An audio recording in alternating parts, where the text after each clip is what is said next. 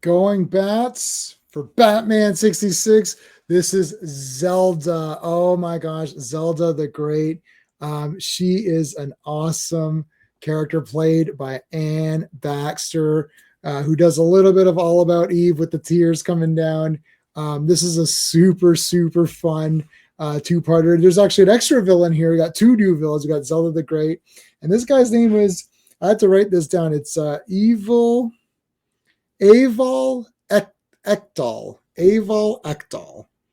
So Zelda the Great and A Death Worse Than Fate are the two episodes. So we're going to talk about the cool banter. We're going to talk about the action, and we're going to talk about the technology and the schemes. And that's what Going Bats is all about.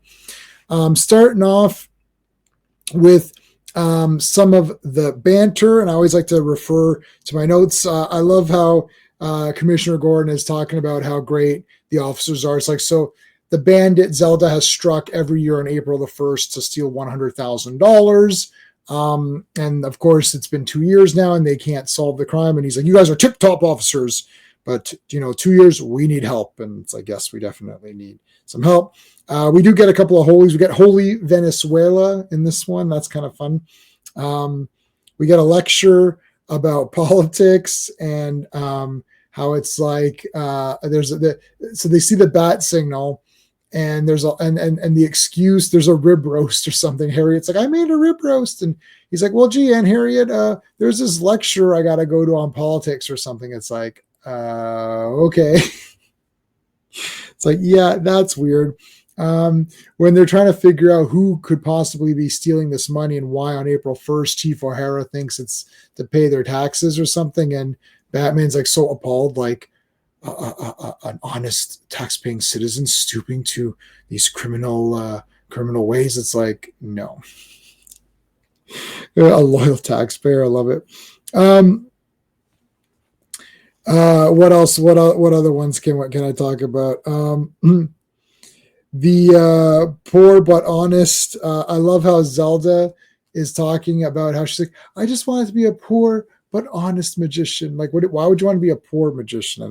That's kind of random and weird.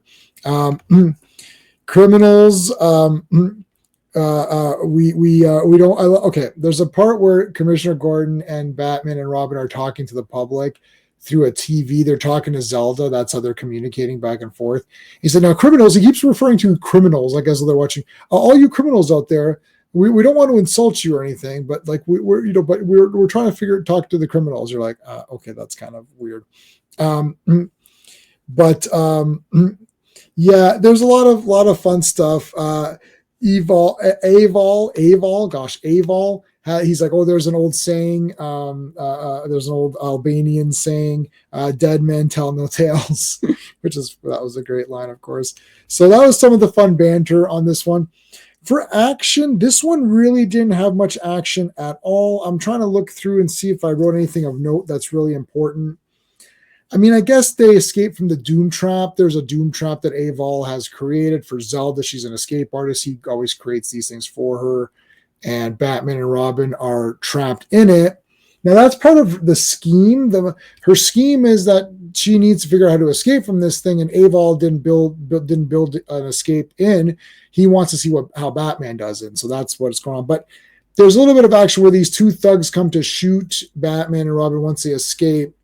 And then they end up shooting each other. So yeah, light on action in this two-parter. Zelda doesn't have any goons to beat up, and Aval is just, he gets a batarang and he's done. So it's not really a lot going on for the action for this particular one. For the technology in use on this one, she does have a bulletproof vest. So I guess that's sort of technology. There is the bat signal and a telescope. I don't know if I mentioned the bat signal before, but we see it here. Bruce and Dick are using this really cool telescope. I guess that's part of somewhat technology.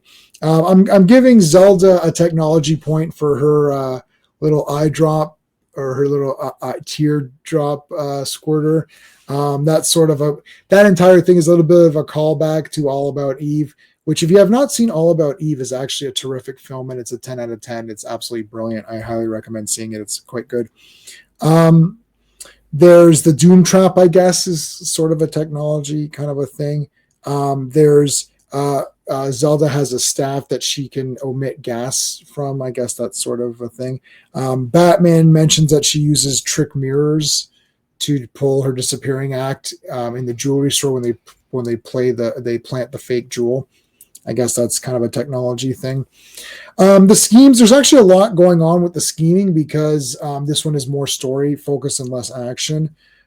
She robs the First National Bank. Unfortunately, she thinks that the money was all fake. That was a scheme by Batman. So Batman's doing some scheming as well. He places an ad in the paper saying that was all fake money, which then leads her to then kidnap Aunt Harriet to extort money from Bruce Wayne. But then they go on TV and say, no, the money that you have, the original money that you stole was actually good money, so you can let her go. She puts Aunt Harriet over the fire, ties her up in a straitjacket, and that alerts Batman because she happens to say, well, she's fine, except that she's hanging over a pit of boiling oil in a straitjacket, and that triggers Batman to remember that was Zelda's trick that him and Dick had seen for his birthday. So therefore, he knows who the crook is. What other stuff is there? Yeah, the kidnapping of Aunt Harriet. Yeah, I mentioned that already. Batman figures it out. Yes, they figure out the bookstore as well because Zelda leaves Book of Matches to lead them to the bookstore in order to get them trapped in the trap. Zelda eventually feels bad about everything and warns them once they escape the Doom Trap about the two guns pointed. It's crazy that those two guys died. You usually don't get too many deaths in Batman, but there have been a few deaths here and there. I don't know if they're shocking. They're kind of shocking only because you're not expecting there to be deaths, but then there is, and you're like, oh shit, that was pretty good, or pretty scary. But yeah, so that's pretty much that. I love this episode. As I said, I love this series. I love all of them. I'm not rating this using my space scale or whatever. I'm just talking about them for fun. But I actually like Anne Baxter a lot. I think she's really good. She ends up being Olga, Queen of the Cossacks. And I guess that's a better character for her. But I'm not sure if I like Olga or if I like Zelda better, but both are really fun. And Anne Baxter is great in these. And yeah, obviously some great lines of dialogue. And Aval Ekdal or whatever was really fun too. So he's a good character. But yeah, all in all, love this episode. It's super fun. This is one of the ones I watched when I was in the hospital. So I'd watch a lot of episodes. I was a few days in the hospital, and I'd watched a bunch of Batman 66 episodes. This was one of them. I watched a few Penguin episodes and this one. But anyways, a lot of fun. Please make sure you check out the playlist for Batman and make sure you like the video, subscribe to the channel. That's it, everybody. Thanks for watching. Hey friends, you've just been listening to J-Man. And he is the smartest person who ever lived. So make sure you like and subscribe.